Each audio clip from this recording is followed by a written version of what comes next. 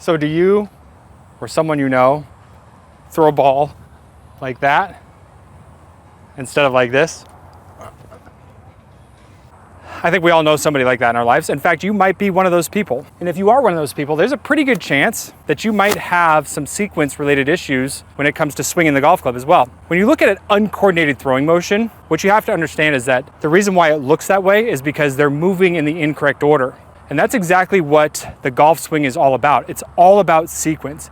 Moving your body into and through positions in the correct order is how we hit the golf ball a long freaking ways. So today, we're gonna start making your golf swings a whole lot less ugly, and we're gonna work on how and when to start your downswing. The reason why I'm gonna be focusing on this specifically is because you need something at home that you can do that's relatable. So many times I watch golfers and golf instruction go down these pathways of doing drills that's not necessarily relatable to what they're trying to do when it's go time. The stride drill being one of those drills. I have used that for many, many years. I've been teaching golf for 21 years. And the minute I stopped using that drill and getting people to focus on the correct movement that actually takes place in the golf swing, I started getting better results. I'm gonna show you a simple two-piece movement from your lower half that you can start using today, and you can start using the final trigger point that I'm gonna give you at the end of the video to start making full swings and start getting your transition done, just like you would see of some world-class swingers of the golf club. Now, when you watch that throwing motion, if you watch very closely, the two movements that we're gonna really focus in on is what the trail leg and the lead hip are doing immediately in the movement towards home plate. So we know that when a baseball pitcher is getting ready to go here, if I'm throwing a ball in that direction, their weight moves to their trail foot first, their lead leg lifts up, and then it starts to stride in the direction of home plate.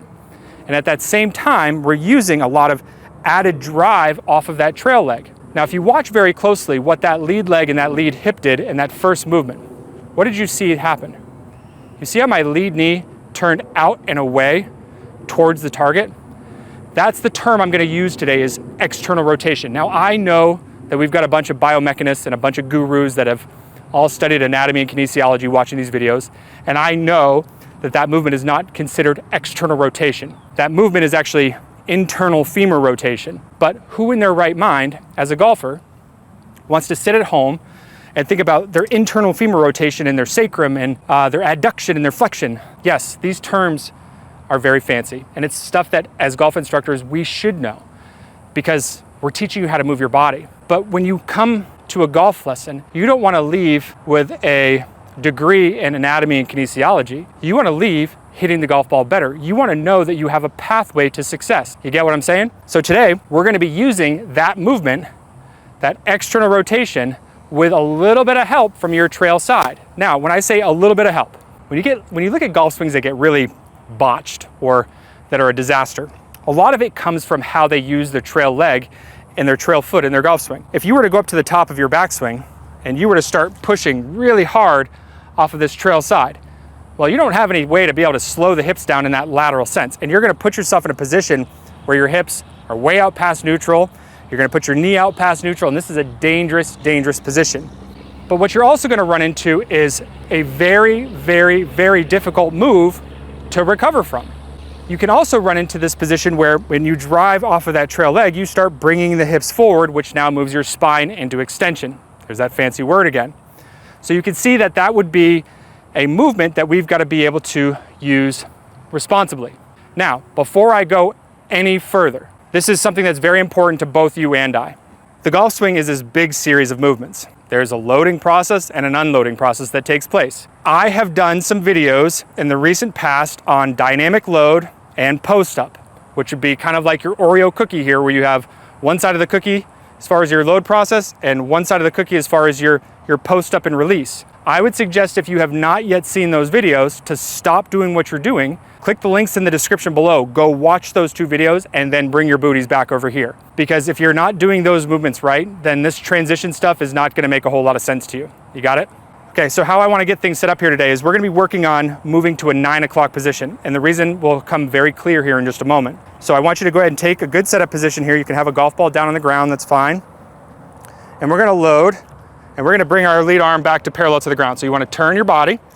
Now, what we're gonna do from this position is we're gonna take that lead knee and we're gonna externally rotate it towards the target to where it gets over the top of the center of your ankle. So the center of the knee and the center of the ankle should be very much in line with one another, okay? Now, if you look, you can see that there's a dramatic space increase between my knees. And everybody at home is getting all excited. That's it. That's the power move that's been taught for many, many years that we've seen so many legends of the game use as their starting move in transition. Listen, modern day technology is beautiful. It's how we use the technology that matters, right? We can see that that space is not, in fact, increasing with efficient modern day swingers of the golf club. Okay, it could give you that sort of optical illusion. The space that you have between the knees at address is the same space that you have between the knees at the top of the swing, is the same space that you have between the knees in transition. It's not increasing or decreasing, okay? So what you want to remember though is that I just did that move isolated without any help from the booster. Now, if I were to take to that same position and I were to now roll to the instep of that trail foot and simultaneously externally rotate this knee, now you can see that there's a little bit more shift that's taking place. So let's look at it from 9 o'clock to the spot. Now, you have some checkpoints here. Number one, I want you to feel about 80% of your weight underneath the center of your foot. Okay, so kind of underneath the shoelaces of your shoe. I want you to make sure that your lead knee is in neutral, not inside of it and not outside of it. So if you had a string right down from the center of the knee into the center of the ankle, they're right on top of one another. I want you to also make sure that your hips are close to a square position. They're not still closed, which is what I see so many people freaking demonstrating right now, where they get up to the top of the swing and because all of this recentering talk, this hip pulls back, that everybody thinks they're supposed to be doing that, okay? This is a closed hip slide. This is gonna blow your hip and your knee out. Here's a biomechanics lesson for those of you that are still teaching this.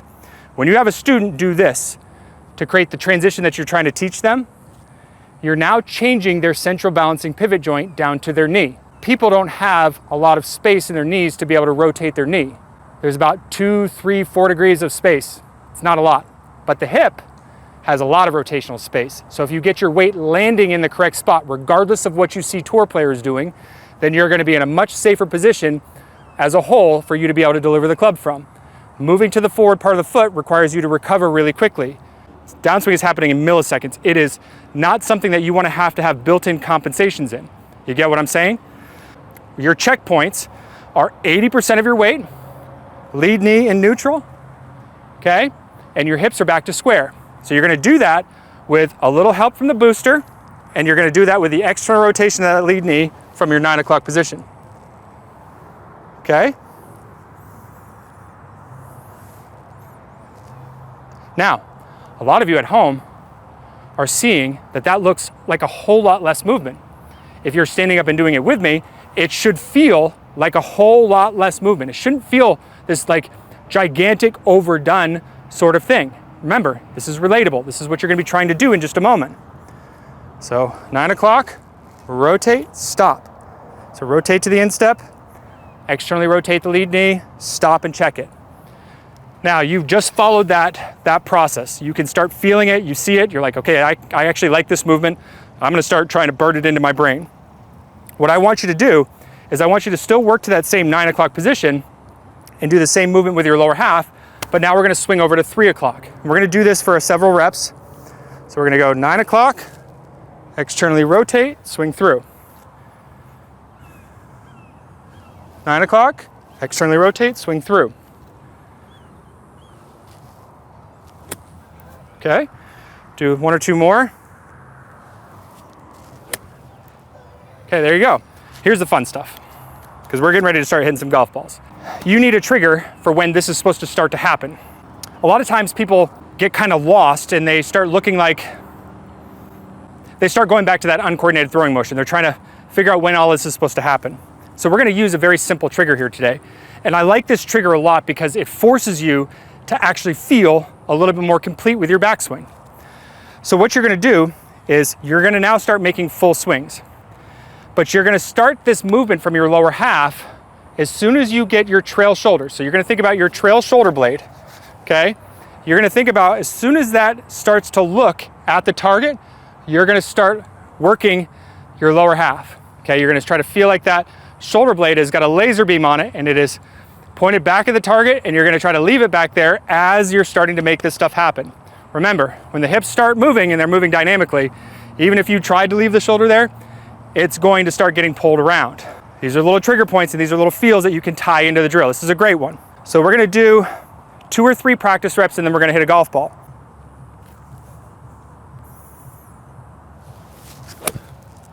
Okay.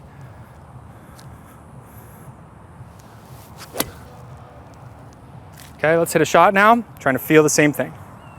Focusing on the body movements, not worrying about the golf ball.